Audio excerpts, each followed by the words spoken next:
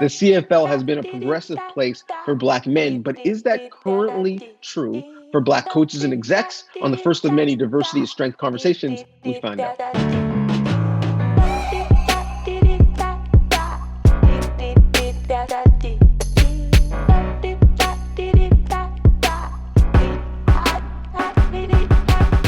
So it is Black History Month in 2022, and we only get 28 days, so we have to use them all wisely, and this will be a great use of your time.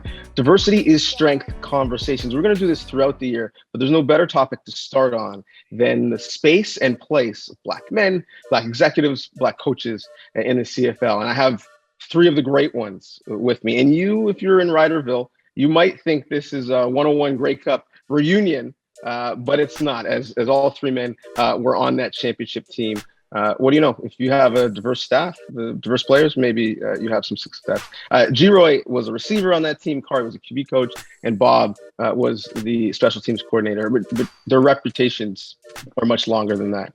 Geroy, three-time Grey Cup champion, 2006 most outstanding player, and inducted into Canadian Hall of Fame in 2017. He's now not just a businessman, he is a businessman, as he's the assistant general manager of the Edmonton and Head Coach. Khari is a 10-year vet in the CFL, slinging it as a QB.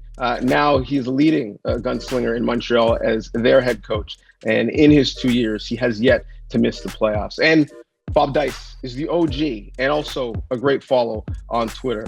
Currently the special teams coordinator with the REDBLACKS, born in Winnipeg, looked up to Warren Moon as he played the position, but he's coached it at virtually every level in this country. Junior football, university with the Bisons, and 20 years of coaching experience in the CFL. And the legacy continues. He's not the only Dyce you'll see strolling the sideline, as Tristan Dyce, his son, is an offensive assistant with BC. And maybe, gentlemen, we'll start there. And Bob, I'll start with you. We often have, conversations during Black History Month, and it's essentially, it can be about, Black trauma. But I think it's also important to reflect on the Black legacy, the Black joy that comes through getting through that trauma. And not only have you been able to navigate, the sport, but, in your own family, you've got someone doing the same. Whether it's familiar or friendship, what is that bond among your Black peers in the sport? Well, it's that's a great question. I think it's funny when I look back on it now, when you do that brief intro, and I think of 20 years in this league, and I see these two guys here. I've had an opportunity to coach Khari my first year coaching in the league, and then Geroy, like you said, in 2013, and now to see them, their successes in this industry, see them grow from players to the men they are, and the change in our relationship from coach to player to colleague has been phenomenal. If you would have asked me 20 years ago, would I thought this possible? No, I think the landscape has changed a whole lot, and it's great to see, like I said, these guys and their successes, because even 20 years ago it was a lot different than what it is now. So you can say there's progress being made, but there's certainly still a long way to go. But and across the league, it's not just obviously the three of us. There's guys like Baron Miles and Jason Tucker and all over, and now the opportunity to see my son growing in this is phenomenal as well. So when I look at the relationship and the time and where we're going, it looks like we're going in the right direction. But like I said, there's still work to be done. Khari and Geroy, before you were leading teams, on the front office side, you were leading them on the field. Geroy, I'll start with you. What is the value or significance or importance of having members of the staff as a player that look like you, that reflect maybe your experience? I think it's a great experience for me. Coming from where I come from, a small town where leadership doesn't look like me. But now that I've been in Canada over 20 years and playing in this great league. I just mentioned I just got back from Florida with our staff, and the majority of the staff look like me. They talk like me. They have a similar experience to me. So it's a good feeling knowing that, we're getting the opportunities that we normally wouldn't get. And with the amount of people in power positions on our staff, I'm pretty excited in the direction that we're going in this league. Khari, you have both sides of that cone. You were a player, but now you're leading the team as a coach and have that representation. And no disrespect to Bob, I know Ottawa has literally signed anybody that can move in free agency, and Geroy, your representation really matters. But selfishly, a part of me really wants to see a black head coach, take the Grey Cup and hand it to a black QB, and that would be special if it happens in Montreal. For you, understanding, that you are a piece of representation, not just for your players, but for other coaches. What's that like? It's everything. It really is.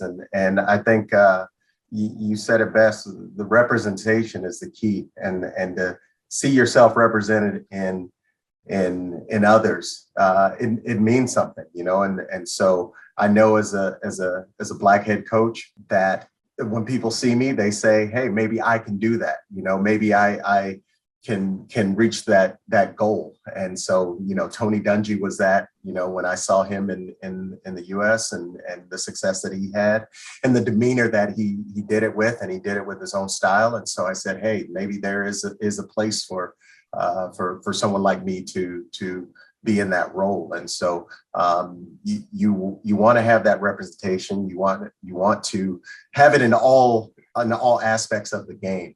So yeah, it feels good for me to, when the players can see, when the players know that not only have I been in their shoes, but I have the same background as a lot of these guys too. And so I think it's very important.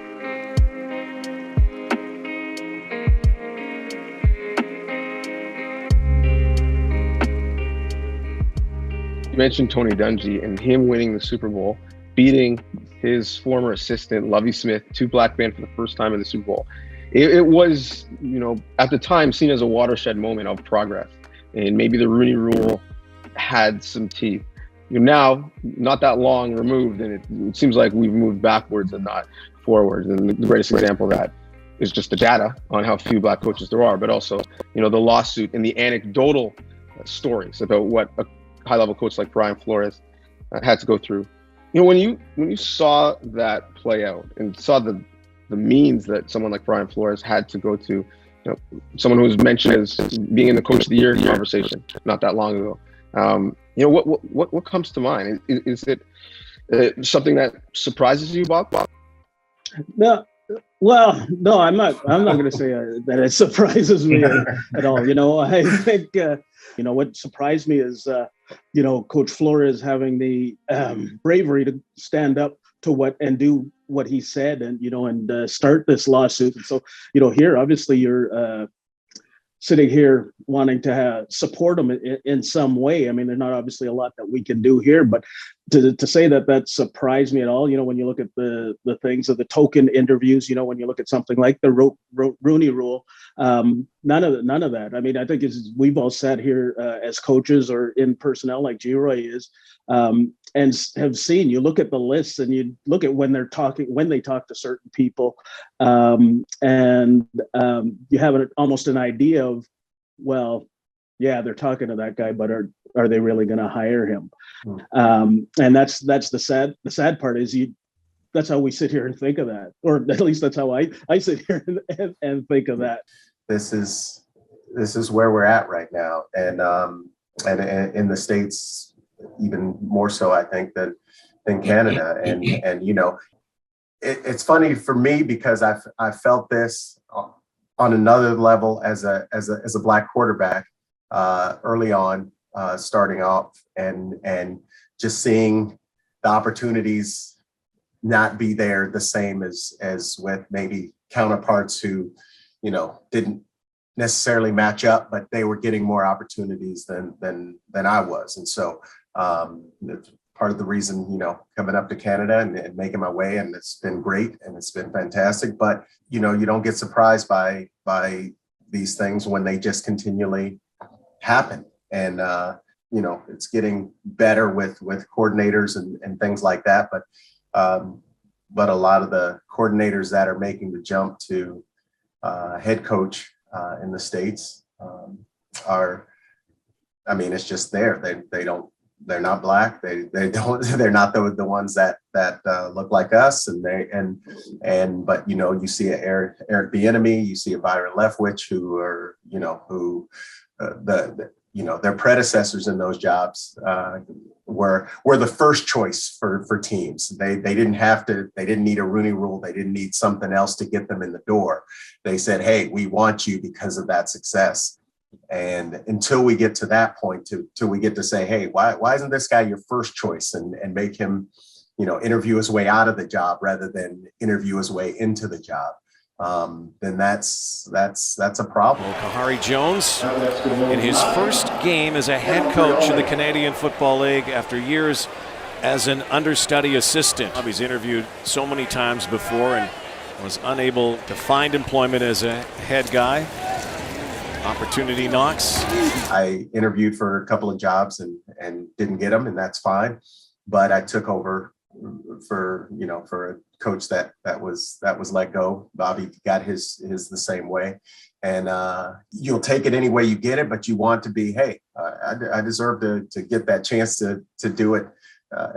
Be somebody's first choice for that job. And I think a lot of these guys, that's what they're saying with Brian Flores, and that's what many of these guys are feeling right now. Yeah, the stats show Black coaches are often last hired, first fired. And you're generally, if you get a job, it's cleaning up a mess. And you might get it to a certain point, but then they'll bring someone else to take it, to that next level. These issues are not unique to coaching. We see them in the front office as well. I've heard part of the conversation is, we just need more, Black executives, and that will change the pipeline. And maybe that's true, but that's also putting, all of the pressure on the Black executives that they have to then hire Black coaches and not look at a diverse, group of candidates. So your representation certainly matters, but your realities matter. If you could give some advice to people aspiring to follow your footsteps, what should they know going into professional football as an exec or head coach? Tell young and up and coming coaches and scouts, be willing to work for free for a year. Yes. Well, I'll tell you what. That's the way to get in. Just Honestly, that's the way to get in. It is. And you see all these coaches and, see all the NFL guys, they were all started off as, GAs and graduate assistants. And that's why I say it's tough, because a lot of Black people can't afford to do that, really. You once you finish, you got to take care of your family. Whereas, someone with a little bit more money, they can say, hey, I can do this for a few years and make my way up. So it's it starts from that early point where you're just like, okay, can I do this? Can I not do this? And you have to be willing to sacrifice and say, I got to get in there some kind of way. And so that talk from an ego perspective, essentially, specifically if you're a Black player coming out of the league and, you're a star and you've been box office and, had people wearing your uniforms, and all of a sudden, you're going into front office roles or coaching roles, you're watching somebody else's tape, making notes, and you're doing it for, pennies on the dollar of what you demanded as a player. Yeah, it's tough. It is. When I got my opportunity, I went from making a whole lot of money to making not very much. Yeah. But I knew that was a sacrifice that I had to make, and the only way I was able to do it is because I made a lot for a long time, and I knew that for a couple of years I could do it. But I also say that if my skin color was a different shade and I had the resume that I had, I wouldn't even have to go through that. I would have to pick a jobs that I want. Yeah, no doubt. I mean, and that's the toughest thing about it, right? Because you see your peers, or you see people that are in your same, experience level or this and say, okay, they're getting this. Okay, that's great. They're getting this. That's good. And you just gotta, and you do it. You have to leave your ego and say, it's gonna happen. Just when is it gonna happen? And so there's some tough times in there too, where you're like, I don't know if this is gonna happen. and then yeah. And so it's difficult. Like that's what I was looking. I was looking at Eric Bieniemy, and he's Doug Peterson and what's his Matt Nagy. Nagy, yeah, they were the two coordinators before him instantly. Jobs, head coach, and Bieniemy's still sitting there, right? And I'm like, wait a minute, he's doing the same. He's doing better than these guys. He's led them to Super Bowl offensively. They're amazing. Yeah. And I'm like, but because if he doesn't speak the way they think he should speak or do whatever, then he's not going to get that opportunity. And so that's the frustrating part of that. I think that's we're kind of used to it at some point, but you shouldn't have to be used to it. Well, you look at it. Look at the last two offensive coordinators, Bieniemy and Leftwich. The last 2 years. Think back any number of years where I'm going to say it's biased, but the offensive coordinator from one of those teams hasn't had an opportunity to become a head coach the next year after winning the Super Bowl. They're usually picking the spot. They go, that's it exactly. And so it's things like that. When I say you're not surprised about what happened with regards to Flores. You just have to look at circumstance like that. I look back at things. In 2007. That was kind of publicized this year when we went to the Grey Cup in Winnipeg. Our 3 and 4 quarterbacks were Zach Taylor and Cliff Kingsbury. Yep. So how do these guys who couldn't get up? And don't get me wrong, great guys, but they have the opportunity now to be where they are. Some of it we all know in this business, a little bit of nepotism helps Zach and things like that. But how does that happen? And I'm not saying they are undeserved. I'm not saying they're undeserving of their job, but I'm just saying certain things certainly worked in their favor. The question, and it seems the goalposts move where for a while it was, well, we need someone who's gonna be a coordinator and handle the QB because that's such an investment, and there aren't a lot of black coordinators because there haven't been a lot of black QBs. Now you have a couple high-level coordinators, and it's like, well, does Eric Bieniemy really call the plays, or is it Andy Reid? I know. I hate it. And those two both, because it bothers me so much because when their teams are on, then they're looking at Bruce Arians and they're looking at Andy Reid. Andy Reid, and they're saying, "Oh, Andy Reid is doing." And I'm like, "Hold up, no." The enemy's calling these plays. Like, stop it. Leftwich is calling these plays. Don't take it away from those cats. I'm like, that's wrong. And even the guys that aren't calling the plays, they're getting head coaching jobs. The head coach of Green Bay, he was with, I don't know who he's with, but he wasn't calling the plays, and then he gets the head coach in Green Bay. San Francisco's, coordinator or whatever, he gets the head coach in Miami. And I was just like, whoa. The guy in Minnesota is getting a job today and he didn't call plays. Like, stop. So don't I know. It's just it's frustrating. From this side, I'm like, oh gosh, this is too bad. Right. And I think, like you said, with the Rooney Rule, I think it's tough because I don't think people don't want to be told what to do a lot of the time, and so especially rich people don't want to be told what to do or who to hire. And so I think that becomes, you should be able to do it by your own merit and just because of your resume.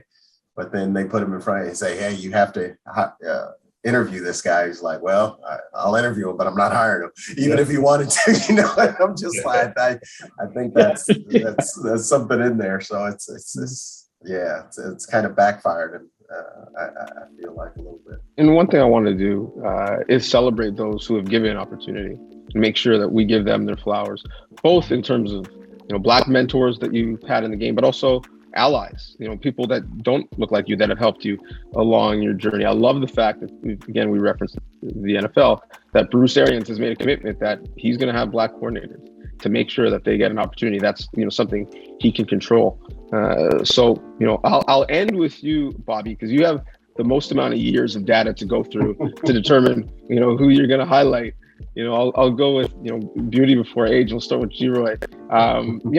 Whether it is, give me both, someone, that is black that really helped you, along your journey, and similarly, someone who's been white in your path that really invested in you. Ed Hervey gave me an opportunity to really learn a lot in BC in 2018. I wasn't at my finest moment, and he kept me on and gave me opportunity to grow in the business. And the first person who not only brought me into the league, but he also gave me my first opportunity in scouting and personnel, who was Brendan Taman, who's been a longtime GM and personnel man in this league, a guy who I continue to lean on for information and mentorship. Brendan, he's been a big part of my life as far as like I said, he brought me into the league in 1999 as a player, and then when I retired, the same day I retired, he gave me my first opportunity to be a scout and work in personnel. So he's been very influential on my football life. Okay, Khari? Yeah, there's a few of them. When I first kind of got into the league, Danny Barrett was a part of the coaching staff in BC, and he was probably one of my first black offensive coaches, and just showed me the way the game should be played, the way to do things the right way. And so I really thank him for that. Joe Pow was big for me as well. And just not only is he coached me, but we coached together, and he was great, and great to be around. Corey Chamberlain over in Saskatchewan, and seeing him as the first real black coach I'd been around, and how he went about things was great. Brendan, Dave Ritchie. I mean, it's a lot. Bobby Dyce. It's a big list. I'm always a sponge, and I'm always watching people and how they carry themselves. There were a lot of examples to choose from of people doing things the right way. So it was good to see. Coach Dyce, take us home. All right. Well, I'm going to start off with the real true godfather is Richie Hall. When I came into the league, Khari talks about it, with Danny Barrett and Richie, being on that staff in Saskatchewan. Richie really, he and I kind of really hit it off well. I got to see him get his opportunity in Edmonton. I always joke and I always get on him. I said, man, you didn't even ask me to come. And at the time, he's, like he said, I didn't think you'd ever leave Winnipeg. But, from those days, Richie and I have always stayed close. And you watch how he carries himself, some things that he's done in this league. Khari mentioned Corey Chamberlain. We were together in 2007. And then when he came into Saskatchewan, gave me the opportunity to be a offensive coordinator. Which I hadn't had the opportunity to do before, and how he carried himself, and the attention to detail that he did things with was just outstanding, and a really good reference point for me. And I still think back to many things that I've learned from him. And on the other side of it, both these guys have mentioned Brendan Taman.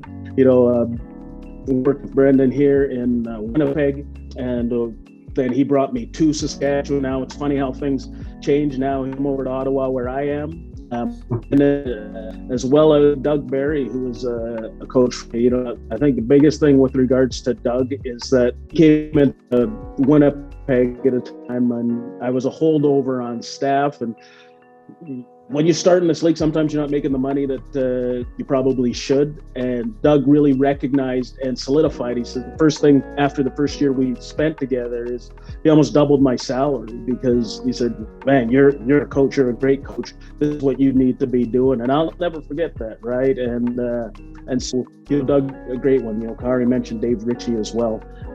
Like I said, there's numerous people out there, but those guys have all been a really big part of me getting to where I am, and I'm thankful to all of them. Damn, get you a boss like Doug. Double the salary. I like that. That was well, I would put it in football context for cap. you, but you didn't say I didn't double it from. yeah, exactly. Well, I love that list. I love those names. I think one of the through lines between all of them is men that were authentically themselves, brought themselves to work every day, brought themselves to the league, and made the league kind of much better and enriched it, and obviously enriched your path. And it's important for us as Black people in any space to lift as we climb, and certainly that's something that you all are doing, which I so respect. And I just can't wait to be doing this in a couple years, talking to 3 different coaches and then mentioning your names, or 3 different executives and then mentioning your names, or maybe even an owner. That would be nice. And then mentioning your name. But this has been, so insightful, so impactful. So thank you for giving us the playbook a little bit, and thank you for continuing to do what you do. Thank you, Donnovan. Thank you. Appreciate it.